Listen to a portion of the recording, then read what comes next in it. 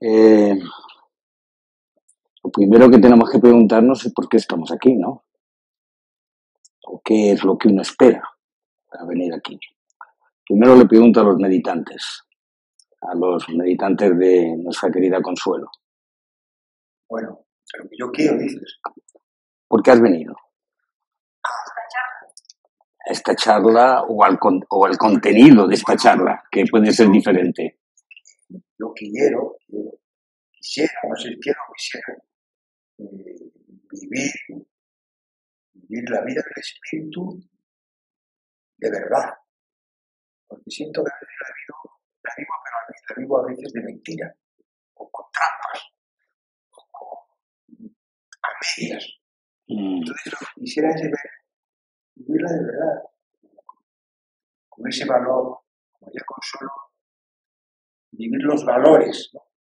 Vivir desde la verdad, con mayúscula, desde la libertad, de la belleza, del amor, y vivirla de verdad, sin trampas, siento que a veces me trampeo mucho. Entonces, con esa apertura. Muy bien, muy bien. Sobre todo reconociendo las trampas, lo importante, ¿no? ¿Tú? ¿Yo? ¿Por qué he venido a esta charla? Pues he venido porque, un poco por lo mismo que José María, somos discípulos de Consuelo y nos hemos reunido aquí estos días para decirle un tributo a Consuelo. Y creo que Consuelo nos encamina a todos en el camino de la consciencia y en la apertura hacia los de luz. Y nos ha parecido muy bonito que coincida con una charla Zen.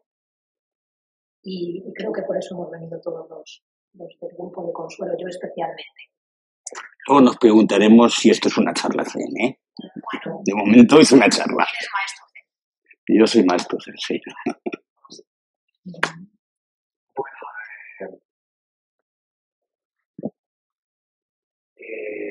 Yo he estado practicando Zen.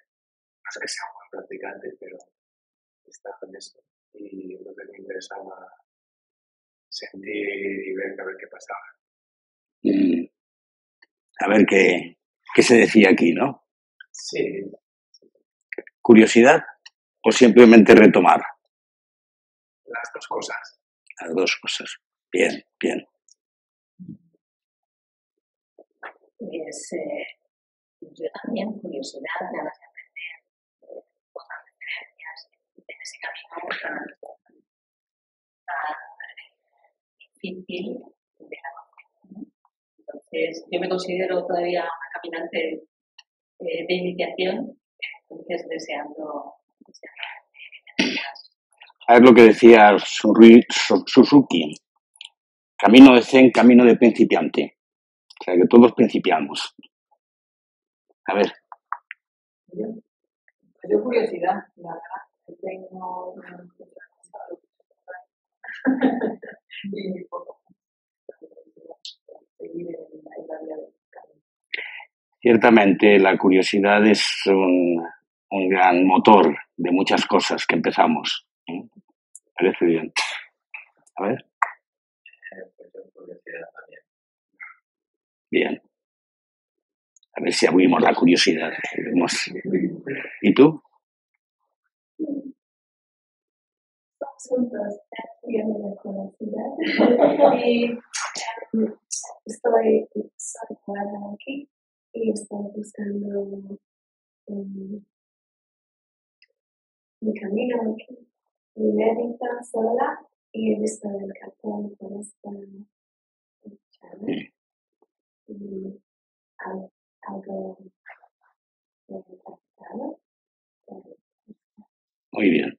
Por eso estoy aquí sentando con ti. Pero no vengas por tu compañero, ven por ti misma, ¿eh? Sí. Bueno, ¿y tú? Yo lo mismo, yo hago meditación, pero de silencio, con un poquito de música de fondo, y no sé, me atrae conocer otra cosa. Venga, vamos a ver si ahora podemos quitar la música, ¿eh? ¿Y la de Jarandilla? La de Jarandilla, ahora me invitó José Luis, no tengo ni idea de qué va esto porque no lo he hecho nunca. Y vamos a hablar de la curiosidad otra vez. Bien, ¿y tú? Yo no espero absolutamente nada. Lo que tenga que venir, vendrá. ¿Y por qué he venido? Cuando acabe la charla, me lo diré.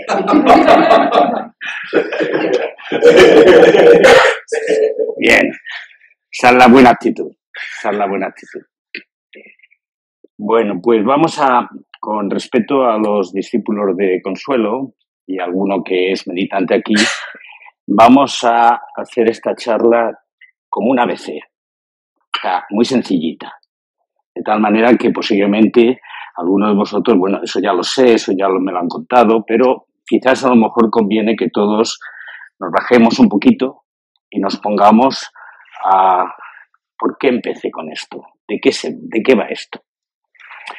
Primero tenemos que preguntarnos ¿de qué vamos nosotros? ¿Qué es lo que nos pasa a los seres humanos? ¿Qué es lo que buscamos? ¿Nos hacemos daño unos a otros? ¿Andamos corriendo? No sabemos, cuando llegamos a un objetivo, hay otro objetivo delante. Corriendo toda la vida, buscando que, por curiosidad a veces, pero a veces por tener un significado a lo que hago. Y a veces seguimos corriendo hasta que nos muramos. Tony de Melo decía, nacemos dormidos, nos vamos haciendo jóvenes dormidos, nos casamos dormidos, tenemos hijos dormidos, nos hacemos viejos siguiendo dormidos y nos morimos dormidos. ¿Y qué quería decir con esto?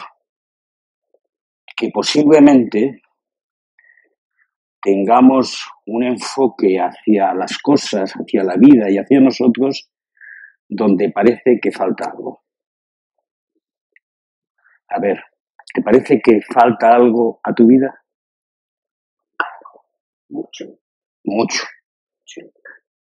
Por lo tanto, tu función en la vida es intentar conseguir lo que te falta. Es lo que piensas, ¿o no? Sí.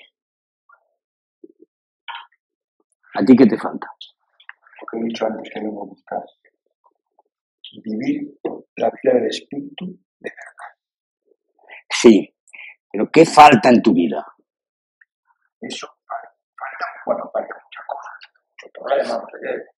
Si por problemas en el mundo de las cosas, un montón. Pero eso no importa, según nos ha enseñado nuestra maestra. Y si, Lo que importa es lo que he dicho al principio. ¿sabes lo que diría Consuelo si estuviera aquí ahora? Me atrevo a decir, no te falta nada.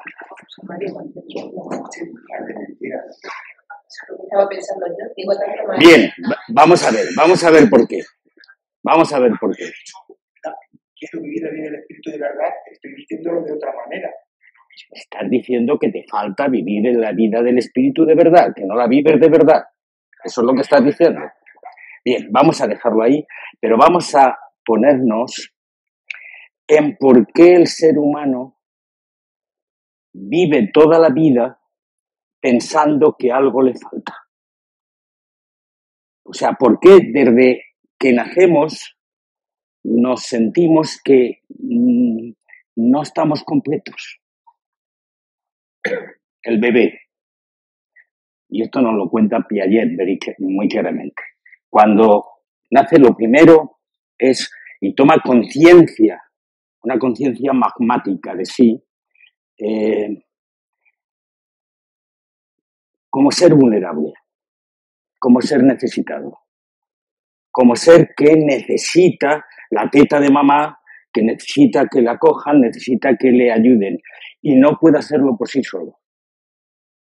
Por lo tanto, hay algo muy profundo, porque ese bebé que se siente necesitado, luego crece y sigue con sus necesidades y con sus deseos. Y se hace mayor y sigue con sus necesidades y sus deseos. Y necesito que me quieran, y necesito merecerlo, y necesito controlar la existencia y necesito tener otros cerca de mí y necesito. ¿Podéis sentaros? No, si os sentáis en este y en ese, así, esto no os saca, porque como veis me saca a mí solo, ¿eh? Lo digo por si queréis. Por eso estoy de pies. ¿Por qué has venido a la charla? ¿Por qué he venido? Sí. Siempre porque me han invitado. ¡Ah! O sea, no tienes voluntad. ¿Cuál es la razón? ¿Cuál es la razón para venir a la charla? El silencio. Porque te llama, porque quieres saber lo que es el silencio. Vale. Bueno, no sigo preguntando por ahí.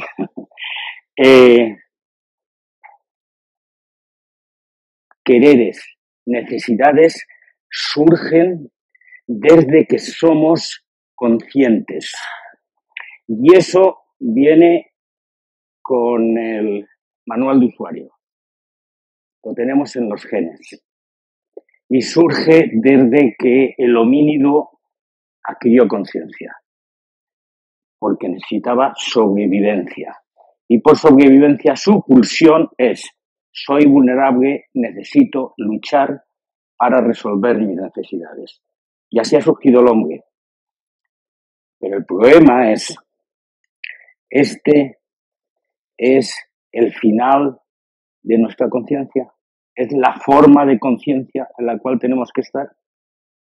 Porque claro, esta forma de conciencia nos lleva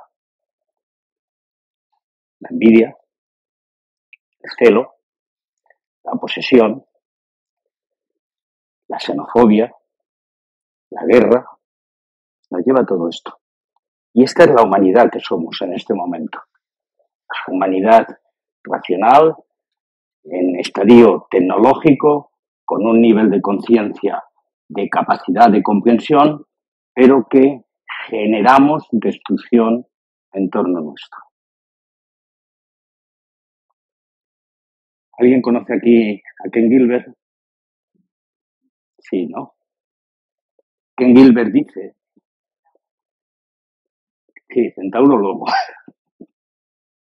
Ken Gilbert dice que el ser humano tiene que hacer un recorrido desde la fase, dijéramos, protosimbiótica al estadio racional en el cual estamos. Y ese recorrido que hace el ser humano lo hace el ser humano como especie y lo hace el ser humano como persona individual.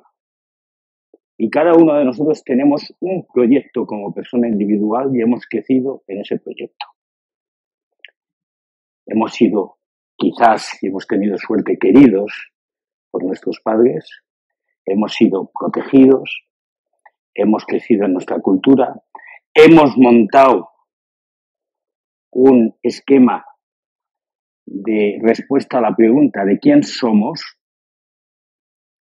y hemos intentado comprender el mundo. ¿Quién eres?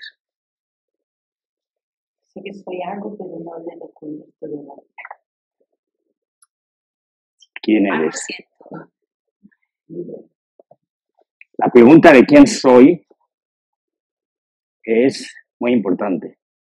Seguro que es así que os dijo Consuelo. Una pregunta por la cual se empieza. Pero la respuesta habitual es: soy fulano de tal, con una historia, con una familia, con un esquema, con unas rutinas, con una forma de pensar, con una forma de dirigirme a los demás, con un proyecto.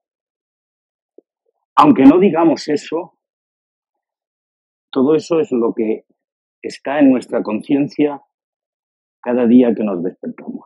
¿O no? ¿Alguien no tiene nada de eso? ¿Todo el mundo lo tiene? Bueno. Pues claro, cuando pregunto quién eres, tú a lo mejor conscientemente, porque sabes que es una pregunta trampa, te quedas un poco así, muy inteligente, pero en tu conciencia dices, no, yo soy fulana de tal, que tengo un marido, que tengo estos hijos, que tengo este problema, la dinámica de tal, tengo mi edad, tengo mis tensiones, ese tipo de tema. O sea, eres alguien. Ese ser alguien es algo que no ponemos en tela de juicio. Eso lo llamamos yo. ¿Cuántas veces decimos yo al cabo del día? Miles. No lo decimos yo, pero digo, voy a comer, me levanto, estoy pensando, digo, creo, siempre empleamos la primera persona en eso. Porque sin esa estructura egoica nos resulta muy difícil vivir. Pero ¿qué pasa con esos quereres, esos saberes? Tú eres una persona que sufre. ¿Por qué sufres? Si quieres comentarlo, ¿eh? Aquí nadie tiene que... Comprensión. Comprensión de otros hacia ti. De ti hacia otros. En general. La falta de comprensión de los seres humanos entre sí. Bien, dejémoslo ahí. Todas esas pulsiones que están en el tema del sufrimiento, el Buda lo clasificaba en 3 reinos. El reino de la posesión, el reino del rechazo y el reino que llamaba de la ignorancia y que yo llamo del dogma, la creencia. La posesión. Necesito seguridad, necesito mi casa, necesito mi mujer, necesito mis hijos, necesito mi proyecto, necesito ese mi, genera una órbita que es una gran trampa en la cual situamos nuestra vida. Y por eso estamos siempre en la pulsión de que me quedo sin, de que estoy sin, y ese estar sin nos desestabiliza. Por el tema que hemos dicho antes, vulnerabilidad, necesidad de luchar, necesidad de conseguir lo que nos falta y cuando lo tengo, bien agarrado. Pero como las cosas se me van de las manos, como mi casa desaparece, como mis hijos se van, como mi inteligencia se disminuye, empieza el sufrimiento. Porque hay una tensión entre lo que necesito y quiero tener y lo que me falta. El rechazo, lo que no quiero tener. Tú decías, comprensión. Falta comprensión. O sea, la gente no se entiende, no se comprende, pero eso, ¿por qué ocurre eso? Porque la gente rechaza a otros. Estamos con alguien y estamos pensando en qué responderle inmediatamente, no en lo que nos está diciendo. Estamos trabajando con otros y siempre establecemos categorías. El tema del rechazo y de la posesión tiene mucho que ver con el control. ¿Alguien aquí puede decir que no es controlador? Venga, sin miedo. ¿Quién no es controlador aquí? Yo soy controlador. Yo soy controlador. ¿Por qué esta pulsión por controlar? Controlar mi vida, controlar la de otros, controlar lo que ocurre, manejar la situación, comprender. Comprender no en el sentido de comprensión profunda del corazón, sino comprender para acaparar, para tener agarrado. Quiero controlar a mi mujer, quiero controlar a mis hijos, quiero controlar a mis compañeros, quiero controlar al que está hablando, etc. Estamos siempre con la dinámica de control. ¿Por qué? ¿Por qué piensas que ocurre eso? El patrón que traemos encima.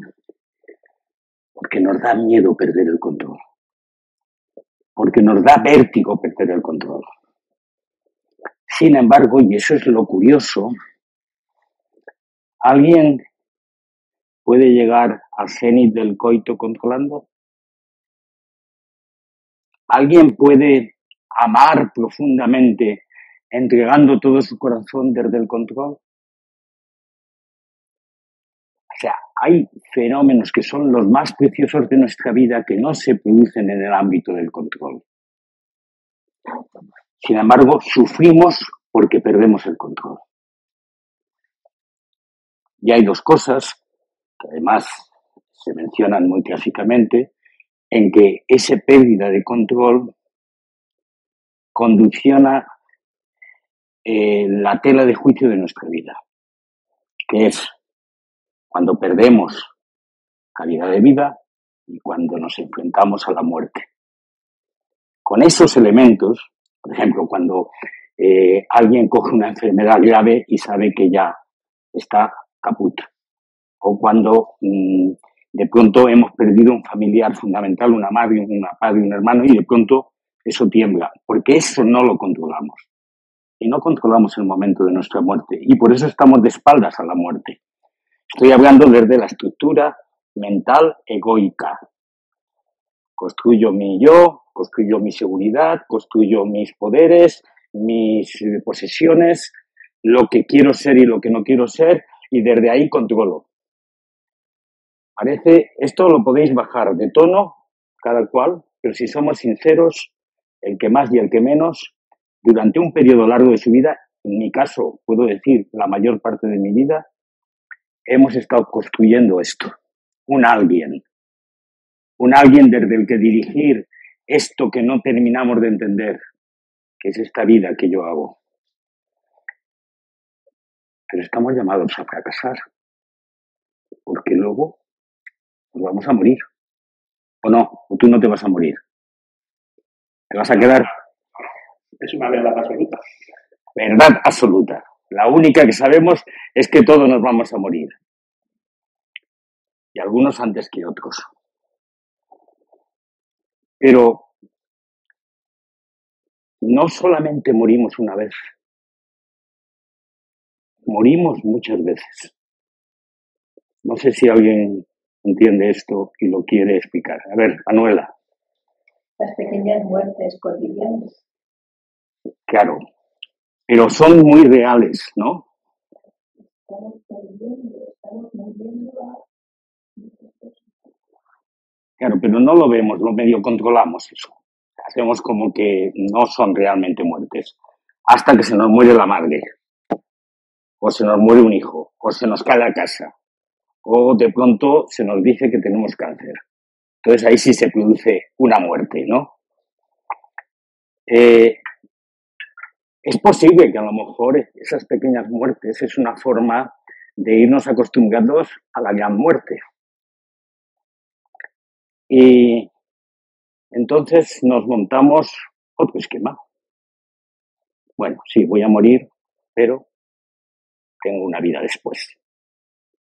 Y entonces ya busco la religión, busco los, entre comillas, perdonadme si los llamo así, mitos, o busco las comprensiones trascendentes para, si lo hago desde la perspectiva egoica, para consolar esta desesperación experiencial que significa que me voy a ir de aquí, de este cuerpo, y luego se va a apagar la luz y ya no va a quedar nada. Porque esto llega antes de que te des cuenta.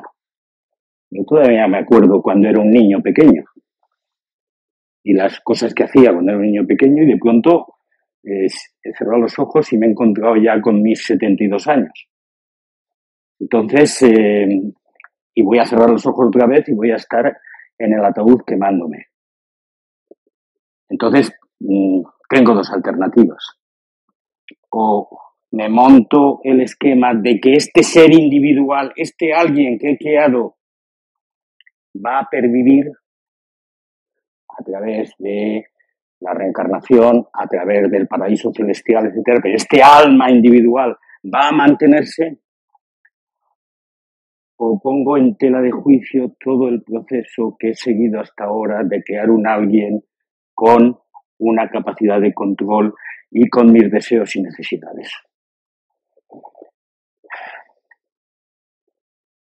Está duro esto, ¿no? ¿Está la charla dura o no? ¿Seguimos? Vale. Porque no hemos llegado todavía al silencio y tenemos que satisfacer aquí al compañero.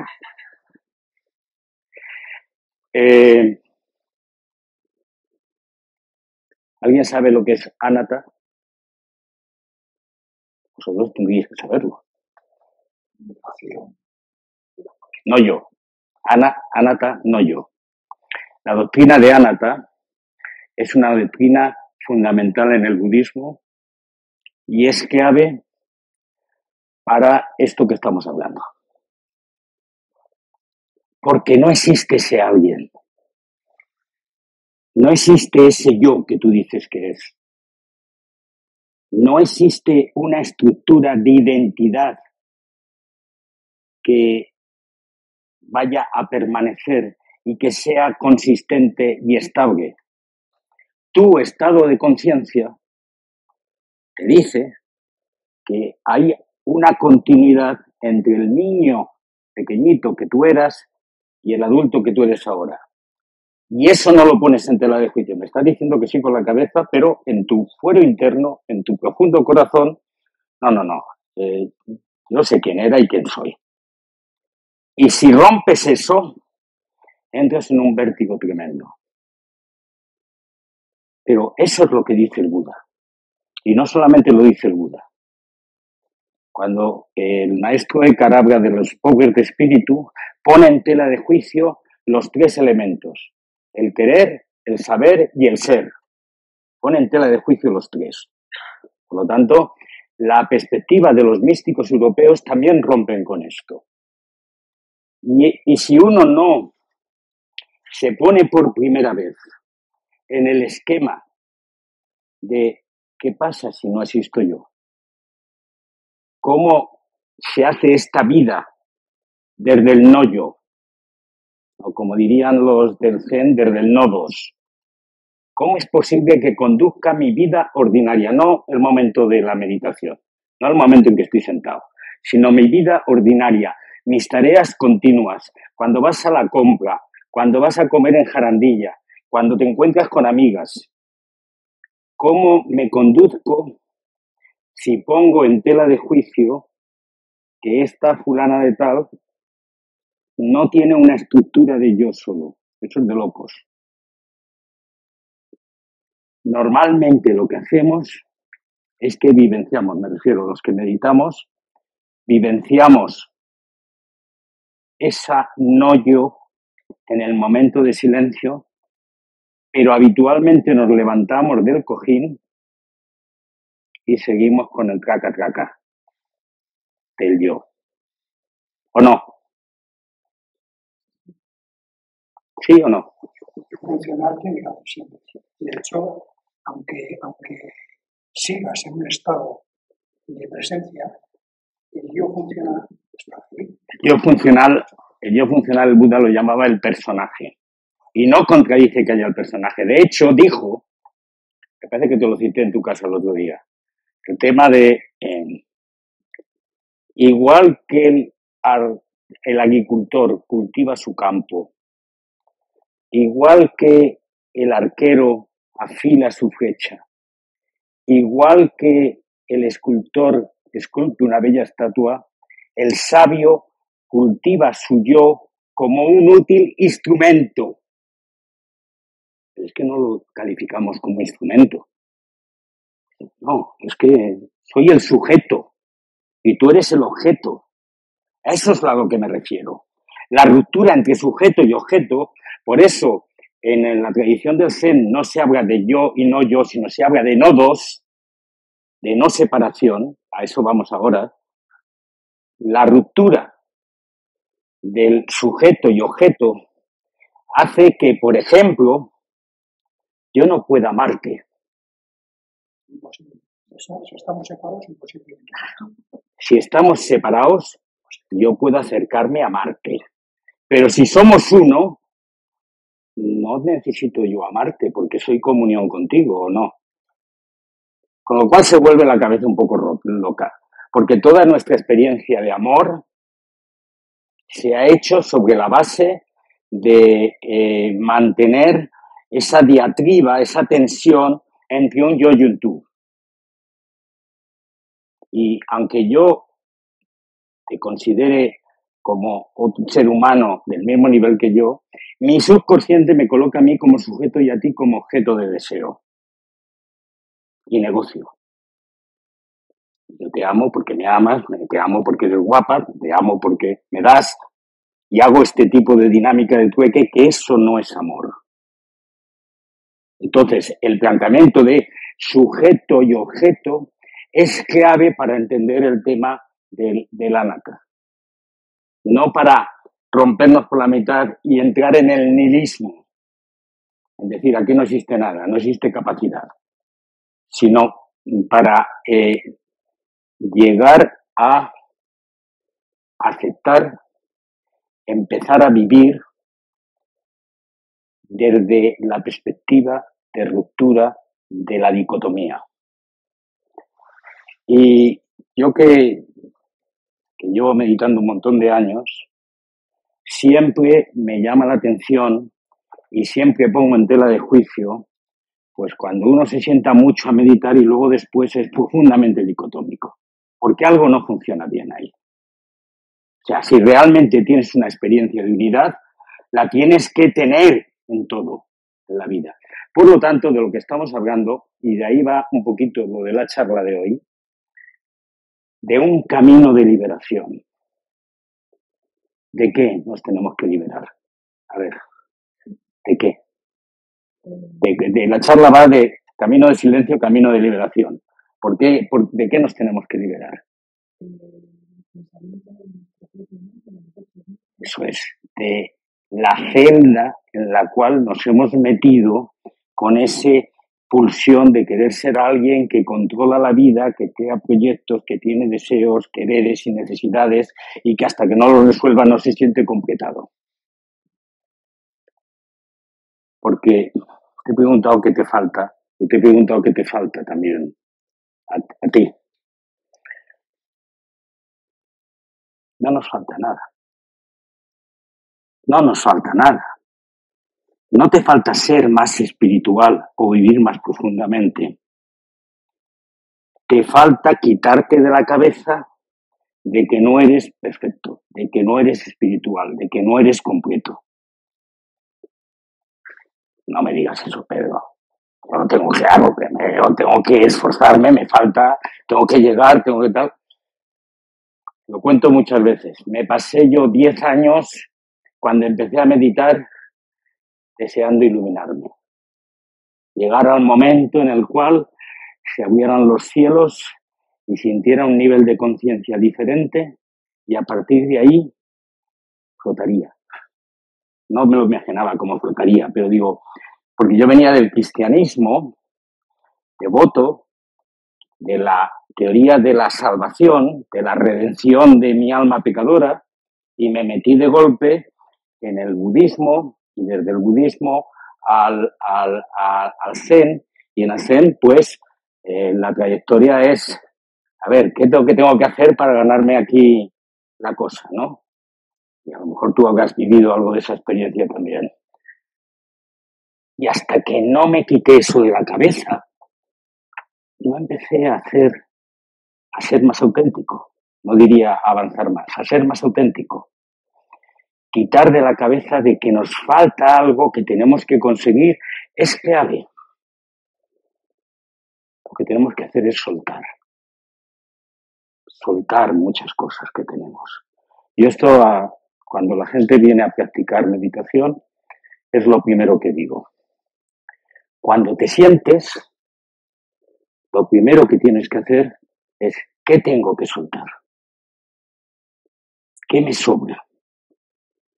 ¿Por qué pues por ejemplo, ese tema de los terrenos que decíamos? Tengo que soltar esas posesiones interiores, no que te quedes sin hijos, no que te quedes sin casa, no que te quedes sin nada, sino ese apego profundo a que se me caen los sombrajos, se me quitan mis rutinas, mis roles, mi situación social, mi dinámica personal, si pierdo eso, algo va a pasar en mi vida.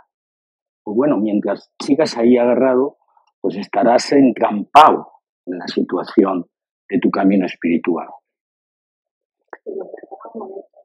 Ahora cuando estás hablando, también estás hablando de un futuro donde tenemos que desapegarnos de muchas cosas. Es que estoy hablando de un futuro. Nos tenemos que desapegar, o soltar, como tú dices. En el fondo siempre hay la necesidad de espiritual, o como lo llamas, y esa necesidad está ahí. Pero es que tú dices, no, es que no, nosotros sabemos que no nos falta nada, pero sí que hay una serie de cosas que uno ve y se da cuenta que las necesita. Es una buena pregunta, muy buena pregunta. No pregunta, sino comentario. Pero no estoy de acuerdo. ¿Por qué? Porque no se trata, cuando digo de soltar, estoy diciendo que nuestro estado de conciencia, ese estado de conciencia mental egoico, nos ha situado en un esquema de comprensión que no es el esquema real. Para que veamos el esquema real, nuestra verdadera naturaleza, tenemos que hacer un camino de vuelta. Sí hay un camino, pero un camino de vuelta de deconstruir nuestro yo, para ver lo que hay dentro, que ya está ahí y que aunque tú pienses que te falta, lo tienes. No tienes que buscarlo. Tienes que quitar aquello que tú crees que es verdad y ver qué pasa. A lo mejor no pasa nada. Yo tengo que soltar cosas. O sea, hay una dinámica, siempre hay una dinámica. Sí, pero hablemos desde la experiencia, no desde la racionalidad. Porque este discurso que estamos haciendo se puede volver muy racional. Sin embargo, desde la experiencia, mi experiencia es que conforme vas avanzando, y ahí viene el tema del silencio ahora, conforme vas avanzando en dejar las cosas quietas, de pronto aparece lo que ya estaba ahí. Entonces es un problema de experiencia, no un problema de un camino de tener que hacer determinadas disciplinas para hacer tal. Por supuesto, nos sentamos en silencio haciendo una actividad determinada que a veces es una actividad muy disciplinada, muy dolorosa, y que lo que yo estoy diciendo es que no tienes que sentarte para algo. Sí, pero eso que es tan sencillo, normalmente todo el mundo en casi todas las cosas se mete en las cosas para algo. Y entonces lo que yo estoy es intentando deconstruir ese sentarse para algo. Simplemente sentarse. Y en ese simplemente sentarse, de pronto empiezas a notar las cosas que te sobran. Porque no es solamente el sentarte en la meditación, es vivir de esa manera. Y empiezas a darte cuenta que hay un montón de cosas que no tienen mucha necesidad de estar allí. Y a partir de ahí tu vida se hace no diferente, se hace más real. O sea, estaba ya ahí, pero no la habías visto. Se hace más real. Pero bueno, a donde viene lo del silencio es que tenemos que acallar los ruidos que hay en nosotros que nos impiden ver la realidad. Y sí es un poquito en ese sentido hacer algo. ¿Cuáles son esos ruidos? ¿Cuáles son los ruidos que nos impiden ver la realidad de lo que realmente somos?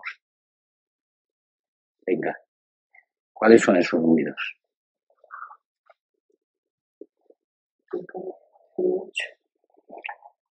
No son los ruidos de la calle, no son los ruidos del parloteo, es toda la dinámica de run, que son normalmente apegos, que son esto que venimos hablando, y que impiden ser auténtico, ver la realidad. Y ahí viene la práctica del silencio. O sea, práctica del silencio es acallamiento de ruidos. ¿Qué hacemos en la meditación? Nos sentamos, aquietamos nuestro cuerpo primero. Nuestro cuerpo es fuente de demanda. Estamos todo el santo día atendiendo sus demandas. Bueno, pues por una vez te sientas y el cuerpo, como dice Goldstein, se vuelve montaña, se vuelve roca, quieta, estada en el suelo. Parece una tontería, pero es fundamental, porque de pronto cambia el esquema de referencia. Segundo, no continuamos con la dinámica del vaivén de nuestras emociones. No vamos detrás de una emoción y detrás de otra compulsión, sino que nos quedamos quietos y dejamos que pasen.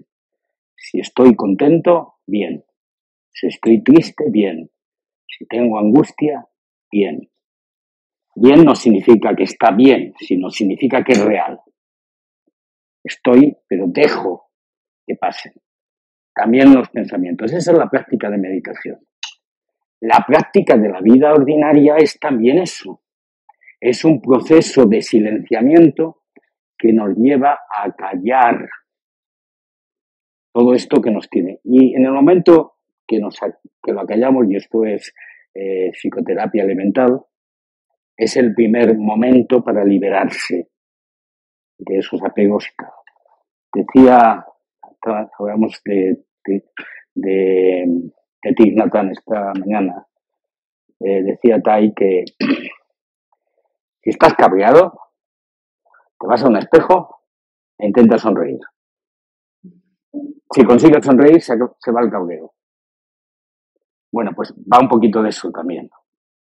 En el momento que te sientas, que haces una disciplina de silencio, hay tantas cosas que se van cayendo. Y si luego eres capaz, y esa es la clave, de llevar eso a la vida cotidiana, entonces viene ese proceso de liberación del que veníamos hablando.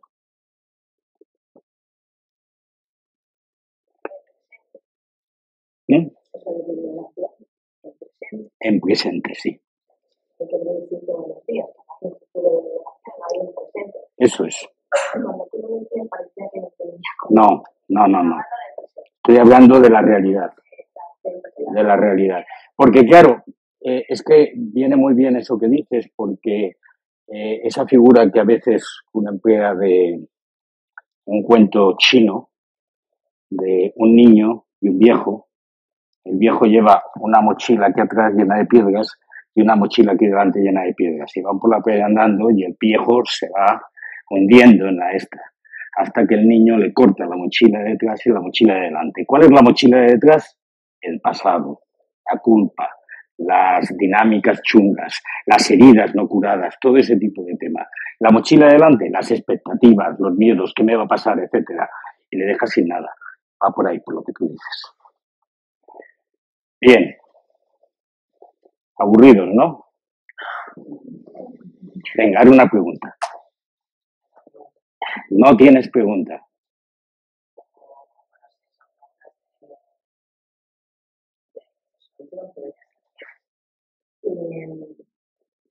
¿Cómo podemos avanzar? ¿Podemos estar en una desidentificación de pensamiento? Bien. ¿Cómo podemos vivir con una estructura que necesitamos de ser funcional o de ser personal? Con el baile de los personajes. ¿Tú eres madre? ¿Eres madre? ¿Tienes niños? No, vale. Pero eres... ¿qué eres? ¿Qué haces en tu vida? Profesión. Educación. ¿Y tienes hermanos o hermanas? ¿Tienes padre? Bueno, pues en algún momento como personaje eres hija, en otro como personaje eres hermana, en otro eres profesora, y en esos personajes debes vivirlo con radicalidad, pero soltarlos luego. a continuación. Esas son las pequeñas muertes que decía Manuela. O sea, ¿cómo podemos vivir cuando estás dando clase con tus niños, con tus estudiantes, estar plenamente ahí y luego cuando sales, dejarlo? Porque si tú dices, no, es que yo soy profesora y te lo llevas continuamente, no, es que yo soy madre, es que yo soy hermana y te lo llevas continuamente, estás agarrándote a tus personajes. Y tú no eres nada de eso. Ejerces eso, es lo que decíamos de instrumento.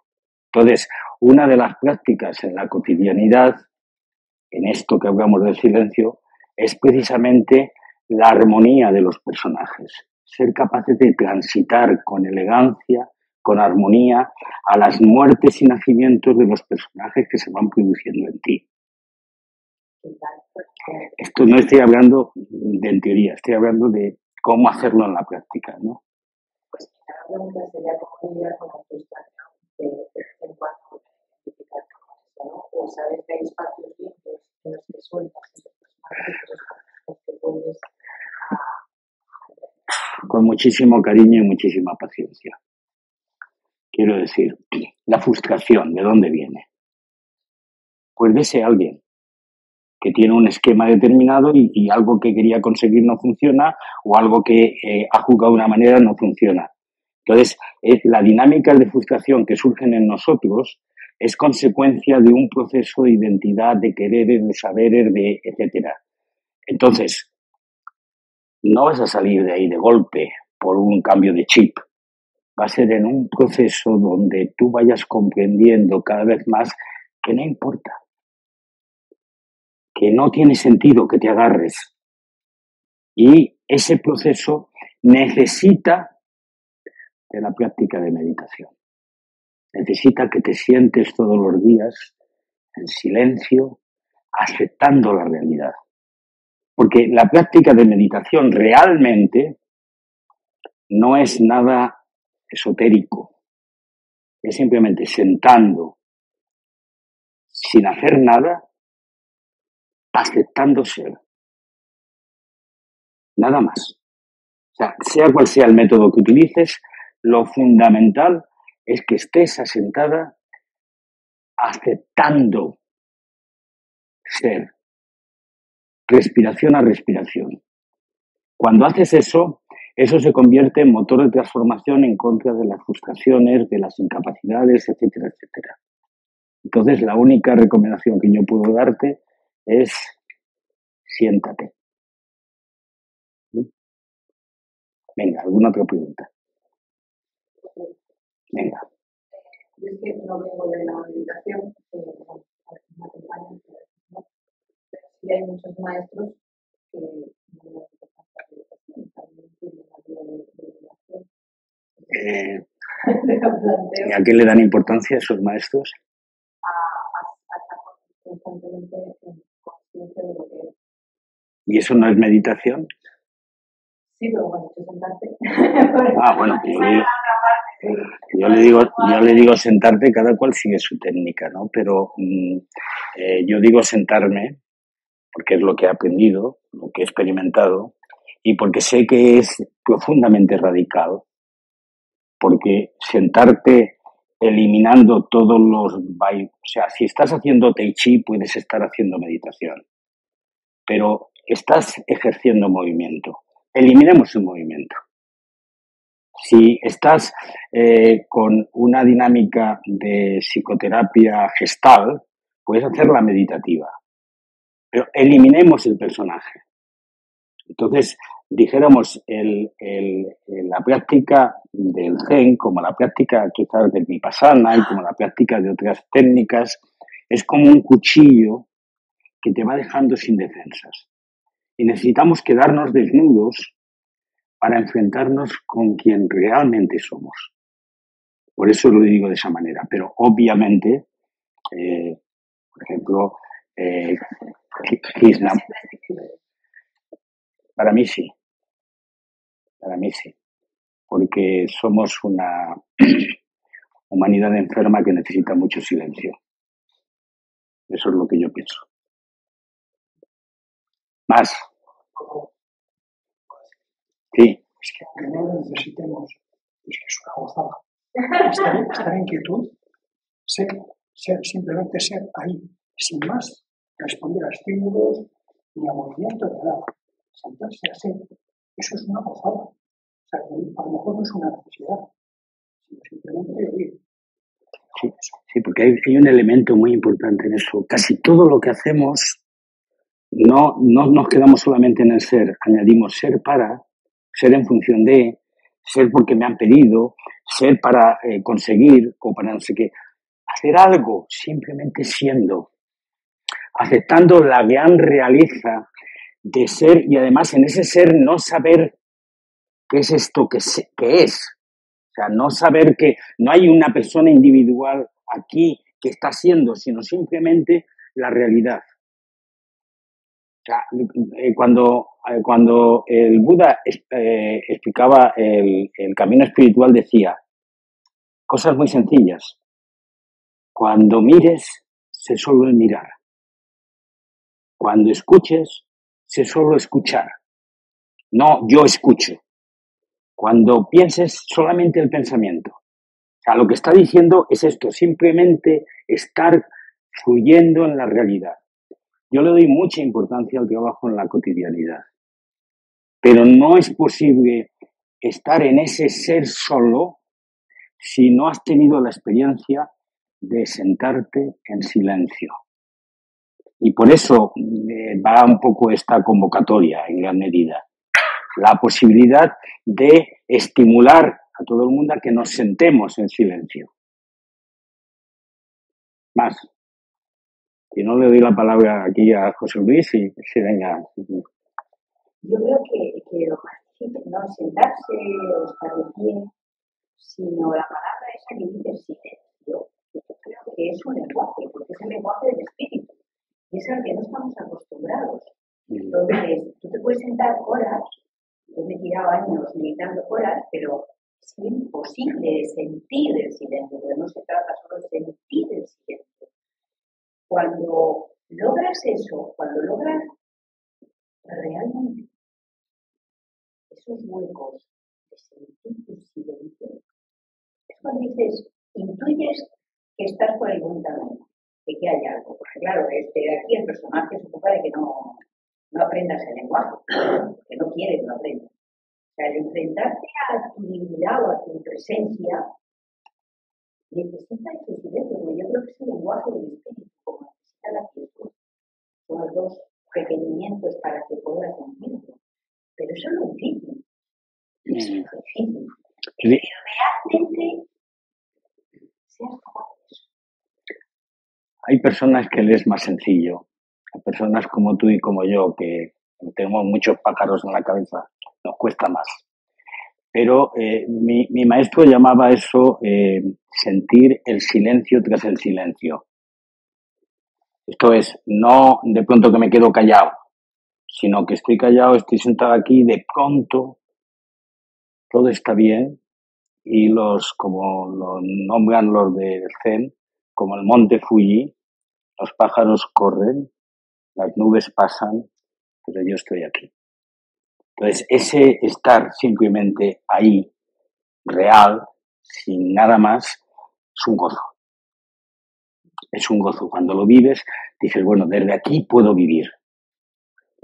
Y, curiosamente, la experiencia de las personas que empiezan a meditar y al principio pues es difícil porque este cuerpo no se queda quieto y mis pensamientos, y no se da cuenta uno de cuántos pensamientos, de pronto se produce por un momento eso, y eso, como de pronto, como si cambiara el escenario de tu propia vida. Y eso es una gran motivación para luego seguir adelante.